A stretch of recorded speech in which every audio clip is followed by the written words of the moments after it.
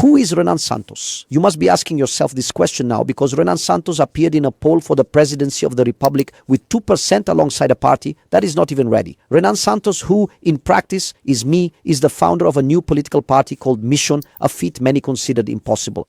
And then many people are curious. How can a young man, a leader of a right-wing group that is not pro-Bolsonaro, have managed to form the party and suddenly appeared in the polls when almost no one knows him?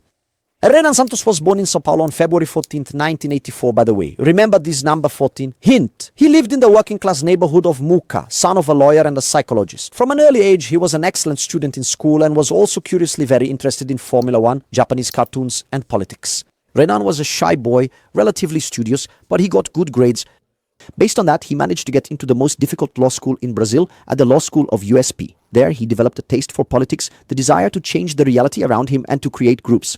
It was during this time that Renan even got betrayed by his colleagues from the party he founded in college. See how cruel politics is? He left college and went to work with his father in a group of businessmen, rebuilding companies that were going bankrupt at a time when the Lula government was saying that Brazil was doing wonderfully. Many still research the processes involving the companies we were running at that time.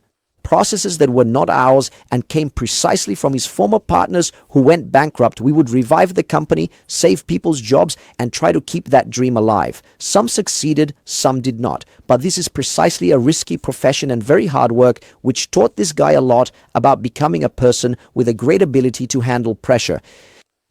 Renan started dealing with union pressure, dealing with media pressure, and even the moral pressure of managing to, at the end of the month, obtain the resources to pay the suppliers' salaries. But then comes Dilma's government, and what was the dream of Brazil taking off under Lula becomes a nightmare.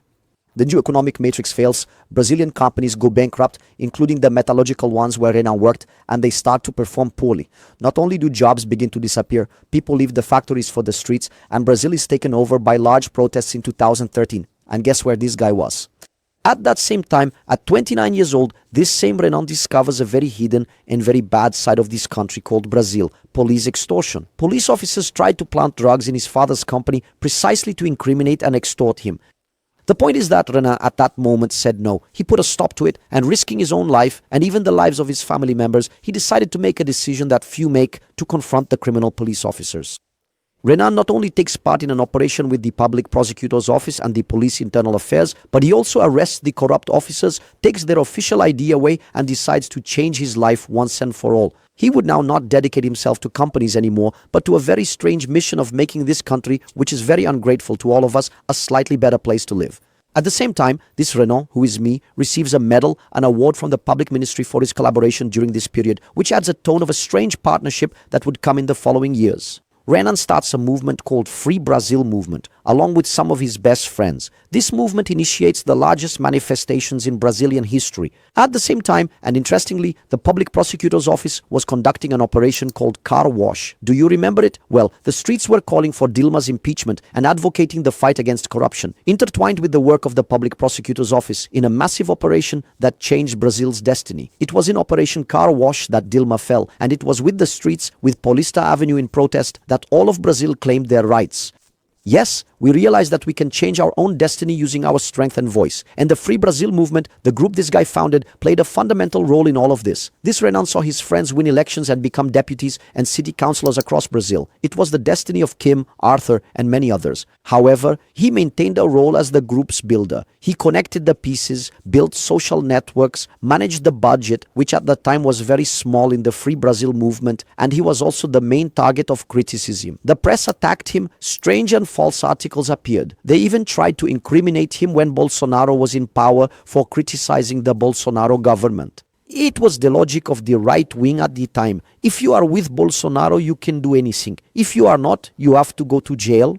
Even after having his entire life exposed, his family humiliated and devastated, this guy decided to keep going. He believed in something a bit strange. He thought it was possible to be right-wing, confront the Workers' Party, and envision a Brazil that is very tough on criminals without necessarily having to kneel to the famous politician in question. In fact, he thought he needed to beat up and be honest about this kind of politician. Renan, like his friends, did not believe in Bolsonaro. He thought Bolsonaro was a fraud, something that was proven by Bolsonaro's own weakness in the following years. They thought this group was very strange in this movement, that you could be right-wing and honest. and that you didn't need to make concessions in your speech in the name of a false belonging to a political group that gives you votes but takes away your dignity. He was investigated by the Brazilian intelligence agency. He ended up on the list of detractors of both the Dilma and Bolsonaro governments. He was investigated by the federal police, had the civil police on his trail, and here's the detail: he was acquitted every time. There was something strange. As they say, the hard part is to find it. And the Free Brazil movement grew significantly against all odds, swimming against the current. It became a young and powerful group, launched its new leadership academy, created a club that soon becomes the Valete Plus app, launched a magazine, and then, most daringly, proposed a political party, the Mission Party. This party claims to be the voice of the young people of Brazil, the voice of those who do not accept being governed by the same old politicians, by the same bosses who drain those who work and produce to remain rich and useless like a tumor that grows without any function. The party broke all records. It was the fastest party set up in Brazil's history, in the most number of states, with the most validated membership forms. It is going for trial now, and people are asking, who are the men leading this initiative? There are many all over Brazil. One of them is this guy called Renan, with this somewhat curious story that I just told you in a very summarized way. This guy is proposing a lot of different things. There's something called the Yellow Book, which is the program of this party and is said to be revolutionary, proposing a treatment for criminals in Brazil never seen before in our history.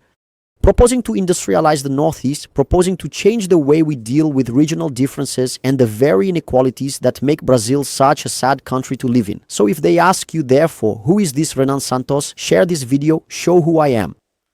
I am an ordinary guy with some exceptional desires about our future. If they tell you that this guy is a villain, or as many say out there, an angel of death, a guy who wants revenge and to bring blood to the streets of the favelas, remember that I only want to arrest and kill the leaders of organized crime in Brazil in a serious and correct manner, like any serious country does with those terrorist threats that take the lives of good Brazilians. We should not accept our destiny as it is. If you want a war for your generation and not a pretty speech about peace, I'm here calling you. It won't be easy, it won't be nice, and it won't be pretty.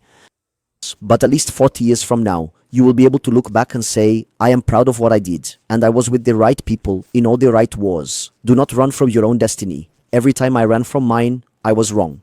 This time, I am accepting it. I hope you accept this path.